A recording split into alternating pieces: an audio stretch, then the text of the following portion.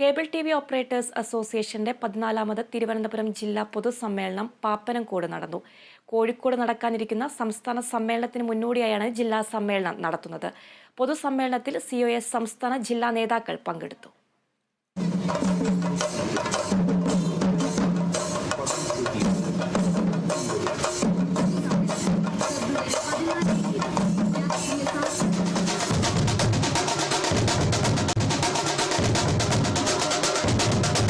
തിരുവനന്തപുരത്ത് നടന്ന cable TV operators അസോസിയേഷന്റെ 14ാമത് ജില്ലാ പൊതുസമ്മേളനം വർണ്ണശബളമായ ഘോഷയാത്രയോടെയാണ് ആരംഭിച്ചത്.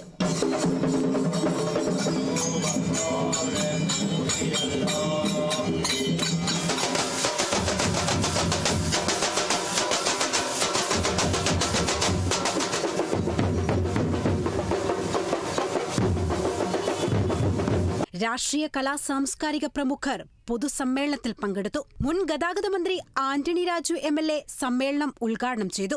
ഏറ്റവും ശക്തമായ സംഘടനയായി ഇന്നും നിലനിൽക്കുന്നത് COA ആണെന്ന് MLA പറഞ്ഞു.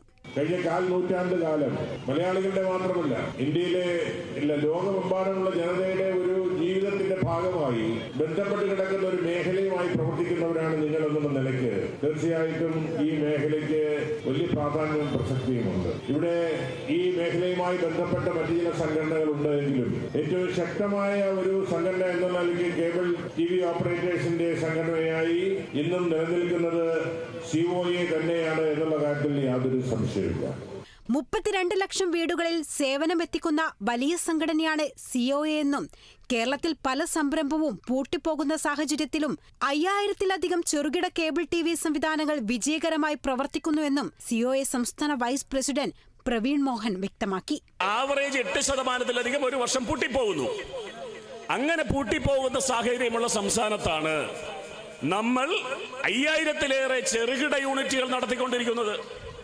എന്റെയും നിങ്ങളുടെയും കേബിൾ TV നെറ്റ്വർക്ക് എന്ന് പറയുന്നത് ചെറുകിട കേബിൾ TV നെറ്റ്വർക്കുകളാണ്.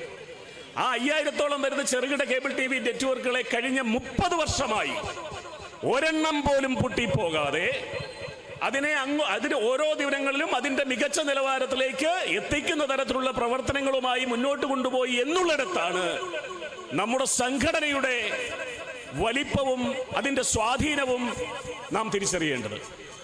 കേബിൾ ഓപ്പറേറ്റർമാരുടെ ജീവിതം മെച്ചപ്പെടാൻ സർക്കാർ മുൻകൈയെടുത്താൽ മാത്രമേ സാധിക്കൂ എന്ന് COA സംസ്ഥാന ജനറൽ സെക്രട്ടറി KV രാജൻ ചൂണ്ടിക്കാട്ടി. കഴിഞ്ഞ 2 വർഷക്കാലത്തിലധികമായി ആ വൈദ്യുതി ഓഫീസിന്റെ ഫയൽ പൊടി പിടിച്ചവിടെ കിടപ്പാ. അതിലൊരു തീരുമാനം ഉണ്ടാക്കാനാണ് നമ്മൾ പറഞ്ഞത്. അപ്പോൾ ഒരു ഫയലിൽ ആയിരക്കണക്കിന് കേബിൾ TV ഓപ്പറേറ്റർമാരുടെ ജീവിതവും ഭാവിയുമാണ് ഇന്നവിടെ തുലാസിൽ കിടക്കുന്നത്. അപ്പോൾ ഇത്തരം തെറ്റായ സമീപന രീതികൾ എടുത്തുകൊണ്ട് ഇവിടെ എല്ലാവർക്കും തൊഴിൽ ചെയ്യാനുള്ള അവസരവും അവകാശവും അവരുടെ ഓപ്പറേറ്റർമാരുടെ കുടുംബം അതുപോലെ തൊഴിലാളികളുടെ കുടുംബം ഇതൊക്കെ അവരുടെ ജീവിതം ഇതൊക്കെ ഭദ്രമാക്കാനുള്ള തീരുമാനം സർക്കാർ മുൻകൈയെടുത്ത് നടപ്പാക്കണമെന്ന് മാത്രമേ ഞങ്ങൾ ആവശ്യപ്പെടുന്നുള്ളൂ. ചെറുകിട കേബിൾ ഓപ്പറേറ്റർമാർ കേരളത്തിൽ നിലനിൽക്കുന്നതുകൊണ്ടാണ് ജനങ്ങൾക്ക് കുറഞ്ഞ നിരക്കിൽ സേവനം ലഭിക്കുന്നതെന്നും COA സംസ്ഥാന സെക്രട്ടറി നിസാർ കോയപ്പറമ്പിൽ പറഞ്ഞു.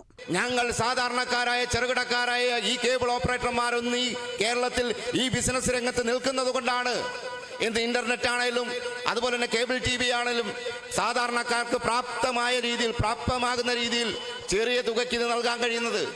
ഞങ്ങളെപ്പോലുള്ള ചെറുകിടക്കാരില്ലാതായാൽ ഉണ്ടാകാൻ പോണ ഭവിഷ്യത്തിനെ കുറിച്ച് ജനങ്ങൾ നല്ല ബോധവാന്മാരാണ്. അതുകൊണ്ടാണ് പ്രിയപ്പെട്ട ബഹുജനങ്ങളാകെ നമ്മുടെ സമരത്തിന് പിന്തുണ പ്രഖ്യാപിക്കുന്നത്.